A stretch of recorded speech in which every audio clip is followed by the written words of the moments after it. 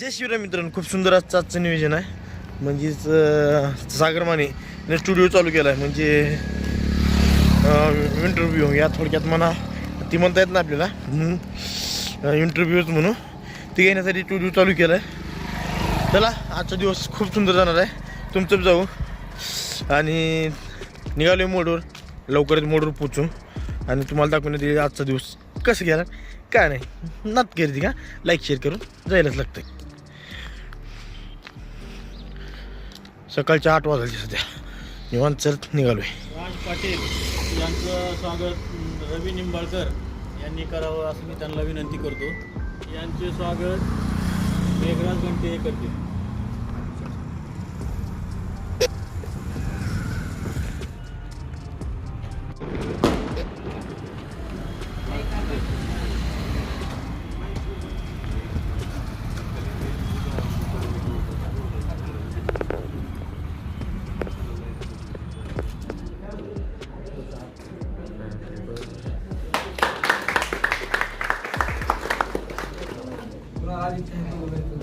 सागर आहे पुन्हा. सागर आमचा बोल जरा बोल. हे काय दिसाल हा वर राहायचं असं. करतो रे एडिट हे नाही नाही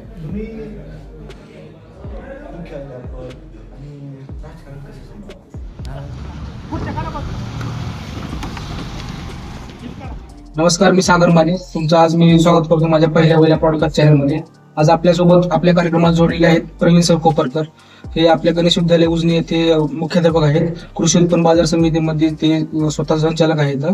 यांचे 2-3 व्यवसाय आहेत. आपण त्याच्यामध्ये जाणून घेऊ त्यांच्या जीवनाचा पूर्ण आढावा. सर नमस्कार. सर नमस्कार.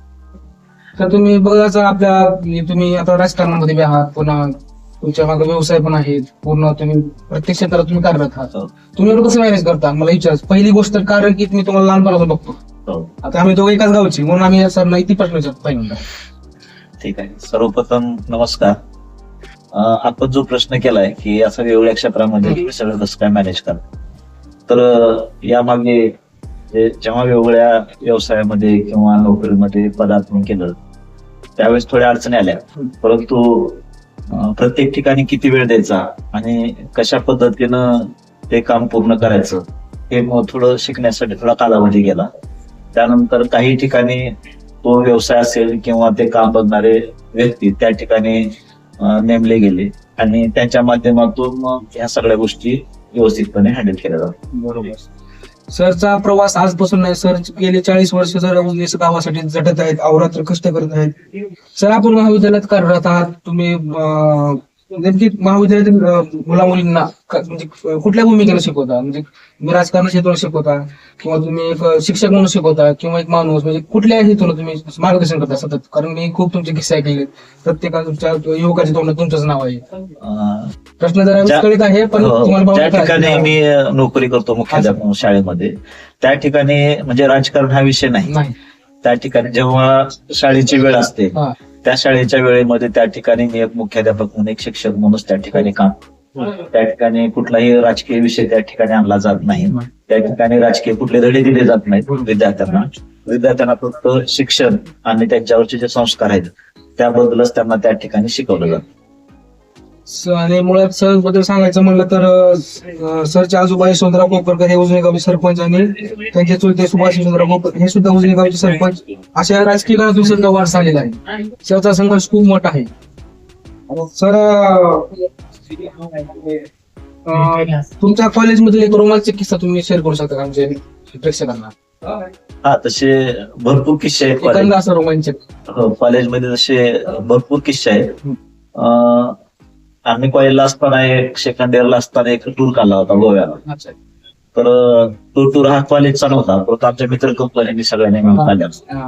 आणि त्या काळामध्ये गोवा म्हणजे असं एक स्वप्न होत वाटायचं लोकांना. तरी पण आम्ही धाडस केलं, कुणाला न सांगता गेलो होतो. परंतु त्या ठिकाणी ज्या काय मला अडचणी आल्या किंवा जे काय प्रॉब्लेम आले तर ते खूप रोमांचकारी होते. कारण काहीच माहिती नव्हतं कुठं राहायचं, काय करायचं. आम्ही त्या काळामध्ये म्हणजे प्रवास करत असताना एक टेम्पो होता, मेटाडोर टेम्पो, त्याच्यात गेलो होतो आणि आम्ही काय माहिती नसल्यामुळे त्याच्यातच झोपायचं कुठं तरी, सकाळी आंघोळी करायच्या आणि अशा खूप अडचणी आल्या. तो एक प्रसंग थोडा रोमांचक. तर तुम्ही शिक्षण कुठल्या कॉलेजला झालं? माझं शिक्षण दयानंद कॉलेज. कोणी पुण्याला तुम्ही पदवीसाठी गेलं तर काही नाही, मी सगळं माझं शिक्षण लातूरमध्ये. पदवीधर पण होते. हो, पदवीधर उच्च पदवी सगळी लातूर. उसने गावच्या श्री गणेशनाथ महाराज मंदिरासाठी आपण विकास कामे आणणार होता. त्यासाठी आता पूर्वी आपल्या गणेशनाथ मंदिराचं सभागृह झाल्यानंतर पुढे अगदी प्रवेशद्वाराने पाठीमागच्या बाजूला सगळं पडझड झालेलं होतं. त्यावेळेस मी गावातीलच आपले एक जाजू म्हणून आपले एक दाम्पत्य आहे जे बीडला राहतात, ते तिरुपतीला त्यांनी निधी देण्यासाठी जात होते, 11 लाखाचा निधी. त्यावेळेस मी त्यांना विनंती केली की तुम्ही तिरुपतीला देण्यापेक्षा आपल्या गावातल्याच जे ग्रामदैवत आहे त्या ठिकाणी तुम्ही निधी आपण द्यावा, कारण कुठलाही देव हे देव सगळे सारखेच आहेत. तर त्यांनी माझ्या विनंतीला मान दिला आणि त्यांनी 11 लाखाच्या ऐवजी 17 लाख रुपये खर्च करून त्यांनी प्रवेशद्वार बांधलं. आणि त्याच्यानंतर पाठीमागची भिंत पण पडलेली होती, पाठीमागून थोडं म्हणजे व्यवस्थित नाही मंदिराच्या. तर त्या ठिकाणी मी माझे एक मित्र आहेत पांडुरंग तापडे, जे एक्साइज इन्स्पेक्टर म्हणून मुंबईला कार्यरत. तर त्यांना मी विनंती केली की बाबा पुढचं असं दिलेलं आहे त्यांनी स्वतःच्या, तर आपण थोडा हातभार लावला होता. त्यांनी पण त्यांच्या वडिलांच्या स्मरणार्थ मागे जवळजवळ 13 लाख रुपये खर्चून पाठीमागची भिंत बांधून दिली. आणि आता नंतर आपल्याकडे एक सभागृह आहे दयानंद आपल्या गणेशनाथ मंदिरामध्ये, तर त्याला लागून थोडीशी जागा शिल्लक आहे. तर आम्ही आपल्या तालुक्याच्या आमदार अग्रणी पवार साहेबांना विनंती केली की आम्हाला पण सभागृहासाठी निधी पाहिजे. तर त्यांनी पण 25 लाख रुपये दिलेले आहेत आणि त्याचं टेंडर पण झालेलं नाही, येणाऱ्या काही दिवसामध्येच त्याचं काम चालू आहे.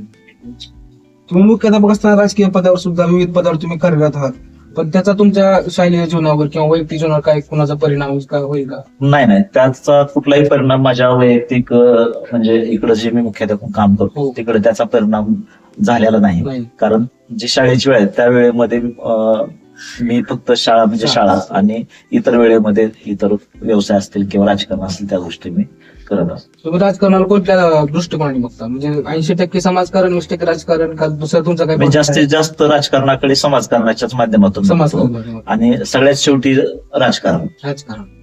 असं तुमचं वय आता खूप जास्त आहे, म्हणजे माझ्यापेक्षा 40-50 50च्या आसपास. 50च्या आसपास. तुम्ही एवढं मेंटेन करता? डेली रुटीन काय तुमचं सर?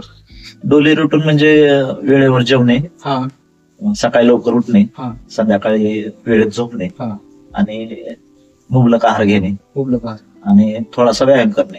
योगासन वगैरे करता का नाही? हो, योगासन करतो, वॉकिंग करतो सगळं.